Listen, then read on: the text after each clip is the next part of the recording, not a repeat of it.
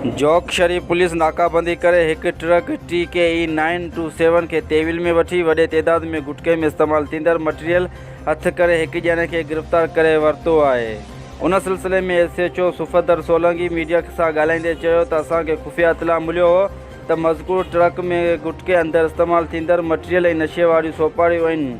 Truck खे हैदराबाद खां joke तरफ़ अची रही हुई। हिननि चयो त असां बर वक़्तु बठोरो सुजावल रोड ते चोरवा स्टार वटि नाकाबंदी करे ट्रक खे पंहिंजी तेविल में वठी जोक थाणे ते आंदो, जिते तलाशी वरिती। ट्रक में 14 गुटका जा कटा, इस्तेमाल थींदड़ पटियूं ऐं 10 कटा ज़ैफ़रानी पती, 10 कार्टून काथो, 25 पैकेट अंदियन सोपारियूं सफ़ीना पयल हुयूं, जेके असां तेविल में वठी गुटका फ़रोश डीलर अली अकबर जानवरी खे गिरफ़्तार करे केस दाख़िल करे छॾियो। ॿिए तरफ़ मालूम थियो आहे त ट्रक में घणो मटीरियल हो ऐं लखे रुपयनि में कटे सोपारी में हुआ, जेका पुलिस साफ़ियुनि खां अॻु ई कढी लिकाए छॾियो, जेका केस बि न ॼाणायो वियो आहे। रिपोर्ट अशरफ चांडियो, शाहीन न्यूज़, मीरपुर बठो।